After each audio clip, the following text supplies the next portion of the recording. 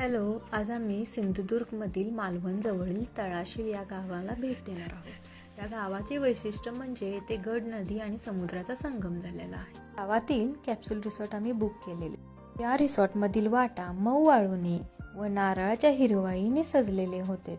सर्वात आधी आम्ही समुद्राला भेट दिली. मुलांनी मनसोक्त असे खेळून घेतले. या किनाऱ्यावरचा पांढरा शुभ्र मऊ वाळूंचा पट्टा पावलांना गारवा देत होता.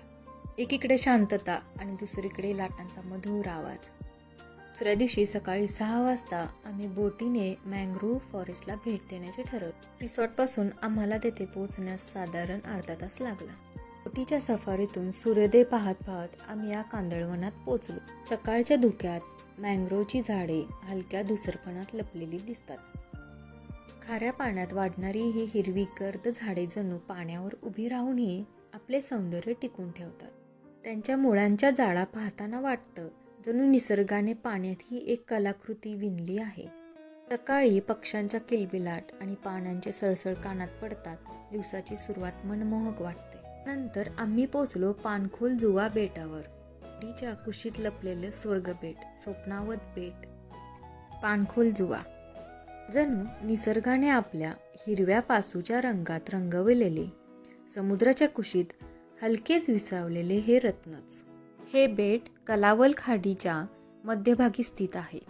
एकूण क्षेत्रफळ अंदाजे 10 एकर. बेटाभोवती शांत पाणी, नारळाची झाडे, हिरवाई असल्याने इथे अतिशय शांत, स्वच्छ आणि नैसर्गिक वातावरण मिळते. बेटावरील ही प्राथमिक शाळा मला स्वप्नातील शाळा वाटते, कारण खिडकी उघडताच पुढे हा निळाशार समुद्र. या सुंदर अशा बेटाला भेट देऊन आम्ही परत रिसॉर्टच्या दिशेने बोटीने प्रवास केला. रिसॉर्टमध्ये आम्ही चमचमीत मासे खाल्ले आणि पुढच्या समुद्र सफारीसाठी निघालो. या सफारीमध्ये आम्ही डॉल्फिन, जेलीफिश व बांगडा मासाचा थवा बघितला. नंतर आम्ही फ्रॉग आयलंड जवळ गेलो. आयलंड वरती आम्ही सी ईगल व सी ईगलचे घरटे बघितले. हे आयलंड कवडा खडक किंवा कवडा आयलंड म्हणून ओळखले जाते. यानंतर आम्ही शिंपला बीच वरती आलो. किनाऱ्यावर अनेक प्रकारचे शिंपले, शंख, लहान खडकांचे वेगवेगळे आकार, हे सगळं निसर्गाने रेखाटलेले भासवतं. सूर्यास्ताच्या वेळी समुद्रावर पडणारी सोनेरी झळाळी तर इथली खरी जादू आहे. क्षितिजावर वितळणारा सूर्य, लाटांवर चमकणारा तांबूस प्रकाश आणि सभोवताली पसरलेले शांत वातावरण, हा अनुभव अविस्मरणीय ठरतो.